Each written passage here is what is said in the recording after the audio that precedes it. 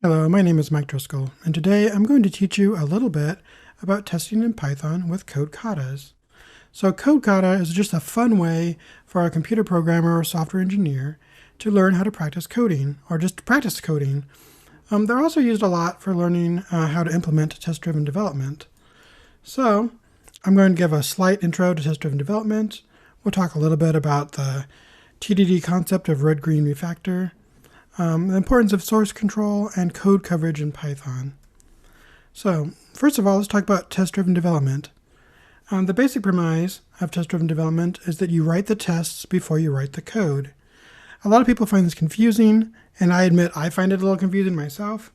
And frankly, I think this works best with greenfield development. And what I mean by that is greenfield development is where you have something brand new that you're going to code from scratch. You don't have any pre-existing code whatsoever. So it's really easy to think about, how am I going to implement this, write a test that fails because you don't have any code yet, and then write the code that tests it, which brings us to Red-Green-Refactor. So the idea between Red-Green-Refactor, which is part of test-driven development, is that you write a failing test. That means that your code is red, it's failing. If you're running your code in continuous integration or CI/CD like Jenkins or Circle CI or something like that, when you run the test, it would fail because the test is not testing correctly, or the code is wrong or broken. So to make it green, you make the failing test pass somehow, usually by writing good code that will pass the test. At that point, when your code is in the green state, you want to commit it to your source control of choice. The refactor part comes in when you add new features. So sometimes when you add a new feature, you just go ahead and write another failing test and you break the code. But after you've written some code and you've got a few blocks of code, you might start noticing that there are patterns. You're like reusing the same code over and over again, and you need to refactor it so you don't have the same code in multiple places. And so when you refactor your code, you want your tests to continue to pass. And so we go Red-Green-Refactor. Sometimes when you refactor your code, it will break it and your state will go back to red. And you have to figure out how to get it green again. And once it's green again, you're safe to proceed to go ahead and commit your code to your source repository and potentially even release it if all your tests pass and you're happy with the state of your code. Okay, and what is source control anyway? So source control is a way to save versions of your code. There are a whole bunch of different kinds of it. Subversion and CVS were probably like the first two really big ones that were in the open source world. Currently, the top dog is Git, and so everyone uses like GitHub for that. You could use Git, and that's what we'll focus on today if we do any kind of source control. But the idea is every so often, you write your test and you write some passing code. Then at that point, you can write git add, and you add your files, and git commit, and you put in a nice commit message that says, I made this test and it passes this particular concept, or I fixed a bug, here's the bug ticket number, that sort of thing. All that information goes into your source control, and if you screw up, you can back it back out and roll back to the previous revision of your code very easily. It's kind of a way to save your bacon if you mess up. All right, code coverage. Code coverage is a metric that can help you understand how much of your source code is tested. It's not perfect. There aren't any tools. It's not like a magic wand that says all your code is tested or all your code isn't tested. But it is a good little metric that will help you determine, is your code good enough? Do you have enough test coverage? I don't really believe that you can ever hit 100%, but maybe you can if you start. If you do TDD from the very beginning, maybe you can always hit that 90 to 100% code coverage. So far in my programming career, I've never gotten close to 100% on any of the code bases that I've worked on. But again, most of my code bases have been legacy code bases that are very gnarly. So if you want to get into testing with Python, you have two main choices: unit test, which is a module that comes with Python, and pytest, which is super duper popular and may even be more popular than using unit test. I'm going to focus on using pytest. And since I'd like to start with something fresh and you guys don't have to learn my code, I don't have to teach you my code. We're just going to learn something completely fresh. So we're going to do a code kata. There are a ton of code katas out there. You can go on a website and you'll find a couple hundred of them really easily. One of the most popular and easy to understand ones is FizzBuzz. And so we're going to focus on that in this tutorial. So FizzBuzz is where you write a program that prints the numbers 1 to 100, each on a new line. For each number that is a multiple of 3, you'll print fizz instead of the number. For each number that is a multiple of 5, you want to print buzz instead of the number. And for each number that is a multiple of both 3 and 5, you want to print FizzBuzz instead of a number. I'm just going to grab this text and we'll copy it because this is the basis of our program. And we're not ready for questions yet, so now we can just go ahead and write our program. Let's see, I think we'll use wing, and I'm just going to create a triple quoted string for that. There we go. Let's bump these all over so I can see that all. All right. And we'll just call this FizzBuzz. So first things first, let's create a source folder. It's called src. And we'll save FizzBuzz in that folder. Okay. So let's see, let's create a way to figure out how to do FizzBuzz. So the first step is writing a test. So I kind of got ahead of myself. Let's rename this test FizzBuzz so it does something. How do I rename this? Let's go over here, go to source. Actually, I think we'll just leave that there because it's really common to start out with a file. So let's just create another file. We'll call it test FizzBuzz. And we'll import our FizzBuzz. Actually, let's fix that because this one's going to go in a different folder. So we'll import FizzBuzz from FizzBuzz, import FizzBuzz or something like that. I'll do that because we know that test isn't going to work. And then we'll create a class. We'll call it class test FizzBuzz. And next we will do a test multiple of 3 because we know that's like the first thing we need to do. So far so good. You'll notice I didn't import unit test here because we're going to use pytest. And the beauty of pytest is that you don't need to import anything unless you're going to use pytest functions directly, which we don't need to do for this simple little test. So what we want to do is we want to assert that our FizzBuzz process, so let's say we want to process like 6.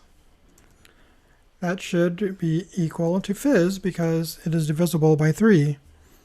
Of course, if we run this code, we're going to find out that it doesn't work. So let's go ahead and create our tests folder, and we'll call this one test fizz buzz.py. And this is something that I always struggle with right off the bat, is I always want to go ahead and just like run this. I can't run this in here because it's going to say module not found. And so I need to like configure my system so it works with pytest.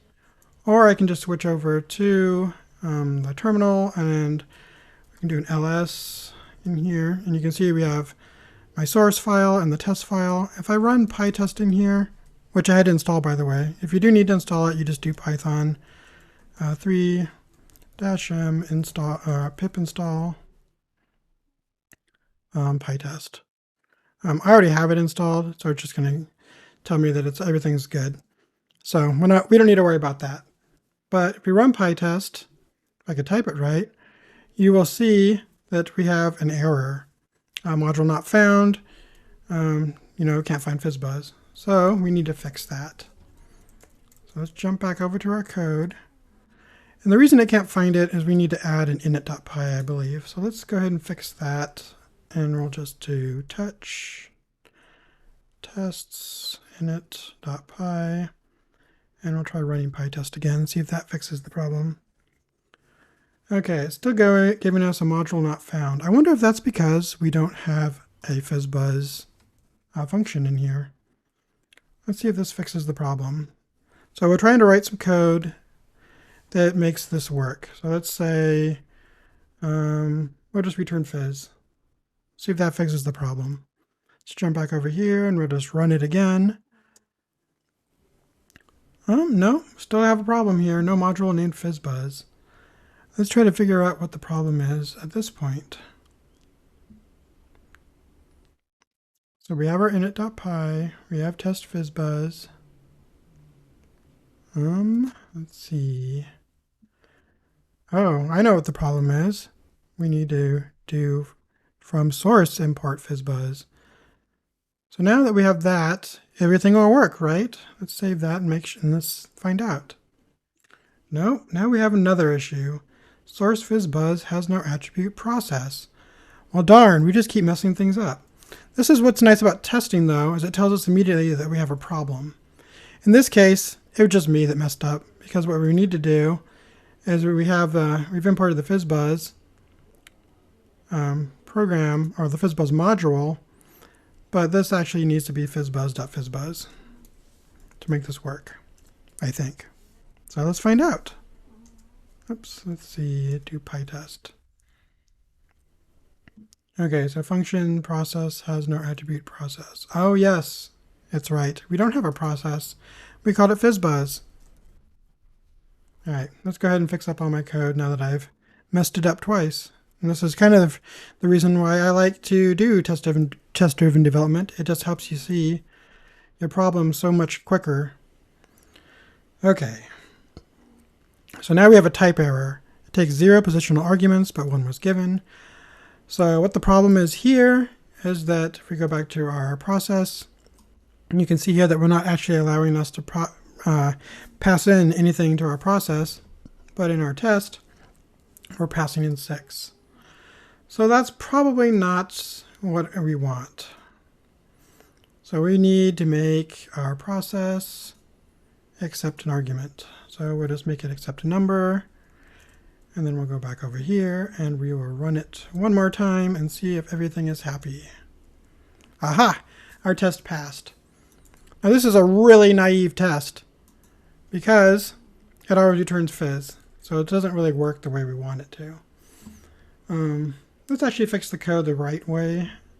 So what we should be doing here when we process is we should be doing something like if number, like modulus 3 equals 0. That means that it's divisible by 3. And so we want it to return fizz at that point only. So let's try saving that. And this is kind of an example of doing the refactor. We just refactored our code. Now we're going to go see if we have fixed the problem. Aha, it still works.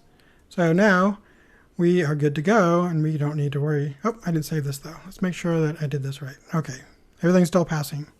Great. Okay, let's close this out. Now we have a multiple of 3 that returns fizz. Now we need a multiple of 5. But the first step is to create the failing test. So let's do that next. So for the buzz test, we want to do def test multiples of 5. And this time we will do something very similar.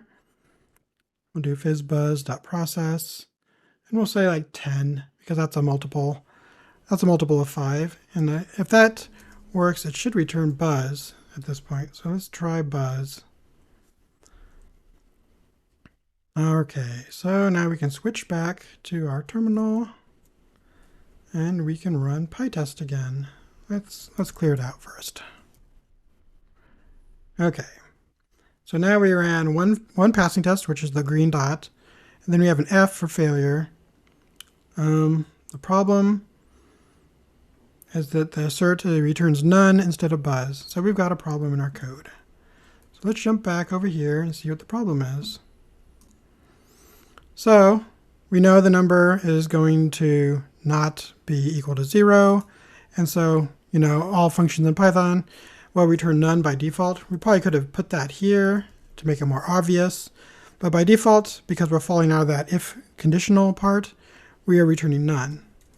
So to fix this code, we could write an elif number modulus 5 is equal to 0, return buzz. And theoretically, this should solve the problem. Let's jump back over here and clear this out and rerun pytest. Aha! Now we have 2 passing tests. Okay, great. Everything's working the way we want it to. Now we just have to go ahead and do the FizzBuzz test.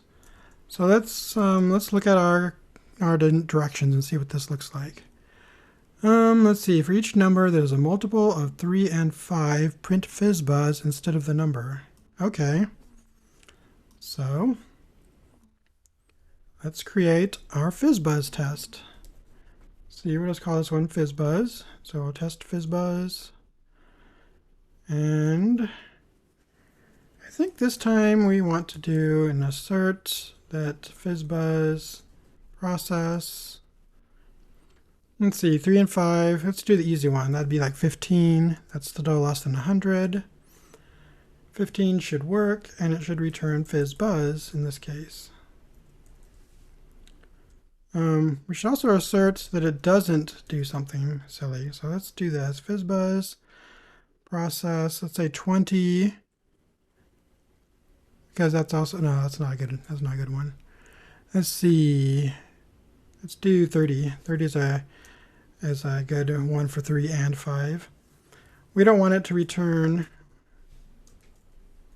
Don't want it to return like FizzBuzz lowercase. So we'll do that and test that, but we'll also test that it does return the correct item, FizzBuzz, with a capital F and a capital B. Okay, so now we have our little test. Let's jump back to over here and run pytest. Okay, so it fails on the very first line because fizz does not equal FizzBuzz. But why is it returning fizz? That's a little confusing. Let's jump back to our code and take a look. So let's see, we passed in 15, right? 15 is divisible by 3, and so it returns fizz. Well, that's a problem. So the way to fix this is to change what our first if statement is. I mean, there's other ways to do it too, but we're just going with the super simple way to do it. So we'll say if number modulus 3 equals 0, and we'll add a conditional, and we'll just make it do 2 conditionals, and number is also divisible by 5. Then we will return FizzBuzz. Then we just need to make this an elif. And we should be able to cover all 3 cases at this point. So let's see, we saved everything. Let's jump back over here, clear this out, run pytest. Now we have 3 passing tests. Great. So you might think that we're done at this point, but we also have to assert that we also have to have a test that just prints out the regular numbers, because as you may recall, if we jump back over here to the directions, it says that write a program that prints the numbers 1 to 100 each on a new line. If it's not a multiple of 3 and 5, it should print a number, basically. It's implied here, but that's what it should do.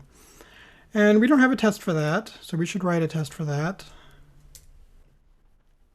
So let's say we'll call it just test regular numbers, probably. Makes sense to me. It's readable. You know what the test is doing. Let's say we want to assert that FizzBuzz.process. What should we process? Let's process like number 2. That should also equal the number 2. And let's add a second assert that says FizzBuzz.process. I don't know, 11. 11 isn't divisible by 3 or 5. So that should return 11, right? Okay. Let's see if this works. So if we do pytest again, oh, we can see that none does not equal 2. So our code is still broken, which, you know, is a good thing. We didn't accidentally code ourselves into the corner. But this thing is returning, our function is returning none still. So we just need to update our code so that it returns the number. So you could do that here. We could just return number. You could do an else, We could make this into an else statement and just do else equals the number. But, I want that to be the default case every time, just like it was returning none every time. So I think I'll just drop that else off of there. And we'll just save this code and jump back over here and give it a try. So let's try running pytest one more time. Okay, we've got all 4 tests working. Great. So now we have code. And, at any of these points when we got the tests working, all of the tests, whether it was one test or all 4, we could have been committing at that point. You could have been doing git status on this. And you can see I don't have this set up for git. So you could do git init. And now we have a git repository here, and we could do git status in here and see, what do we have in here. Right now you can see I have a bunch of cruft. I don't really want to save any of these files. There's like a hidden file here, another hidden file. These fizzy WPR and WPU files are part of my Wing. Wing creates project files. I don't want those either. Let's just talk a little bit about that. So let's see. We need to have a gitignore file. So let's create that. We'll call it .gitignore because that's what you're supposed to call it. And then we'll just go in there and we'll fix it. So .gitignore, and we want it to ignore these kinds of things. Let's see if we can remember that at least a couple of these. Let's copy that. All right. So in your gitignore file, what you want to do is you want to say, I want to ignore stuff like this. And I also want to ignore any WPR files and any WPU files. And I think that's about all we want right here. Oh no, let's ignore the PYC files because they'll sometimes get in there and that causes problems too.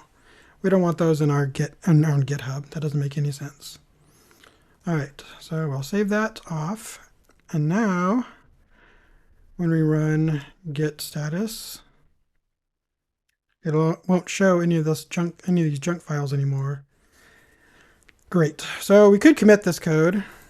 And to do that, you probably want to do git add, and we want to add everything right now. So then when we do git add dot, that adds everything to our git commit. Normally you would commit each file individually. At least that's how I would do it. So now we can do git commit, and it's going to tell us what we're adding. We're adding gitignore, doing FizzBuzz, our init.py, and our FizzBuzz stuff. Now normally what I would enter here at this point would be something like, initial test, and then my second commit would be like something like initial code that passes the test, and then the next time, I'd add a breaking test, and I'd add test number 2 and the code that works that passes that code, so it'd be like second test. But I'd want to say what these are. Like the initial code for Fizz would probably be my first commit, really. And then my next one would be initial code or code for Buzz, maybe the refactoring code, do FizzBuzz, and then regular. And you'd end up with 4 or 5 commits probably, maybe more depending on how fancy you want to get. Anyway, let's just say that that's good. We will save that off. And then you could do git push to push it up to GitHub if you have it set up correctly, which I don't, so we're not going to do that. Anyway, that covers all the Git stuff I want to talk about in this talk. One thing that we didn't get to yet is coverage. You have to install coverage. So again, we do like Python 3-m pip install coverage. And so coverage is just a file that you get. I already have it. You can do coverage and just try to run it in here, but that's not quite the way you want to do it. I believe it's coverage-m pytest. Nope, I always forget how to do this. So let's go look it up. I'll jump back to my previously covered program and we'll just go look it up. Because even I don't remember everything, even though I'd like to. All right, let's see how this works. I think what we do is this. Oh, I was so close. Jump back over here to our program, coverage run, pytest. Okay, so it ran our tests and it says it passed. Let's jump back over here and we'll do our report because that doesn't tell us what our coverage actually is. So let's jump back in here and find out. All right, so right now we have 100% test coverage. Says everything works the way we expect it to. Great, awesome. Let's see what happens when we don't have complete code coverage though. So let's just go ahead and comment out this code here. And then we'll jump back into this code and we'll run pytest. It still says four passes. I must not have saved that correctly. Let's jump back over here. All right, now it shouldn't say that anymore. All right, so 3 passes. So now we should have a different report to look at. Let's see. All right, here's our report with only 3 passing tests. At this point, we have 88% or no, 94% total code coverage, which is still pretty good, but it's not 100%. So now we have something to work towards. And so you could be running coverage, every so often and find out where your code coverage is and, try to get your goal up to 100%. Or maybe you just want to get up to 90% and you call it good. It's up to you because if you're working with legacy code, getting complete code coverage is not always realistic. You can't always get there, but you might be able to get close. So that's how you would do it. You do just kind of a cycle. You add new tests, run coverage, and see how it's improved. All right. Thank you so much for watching this video. I really hope you found it helpful, and I'll see you next time.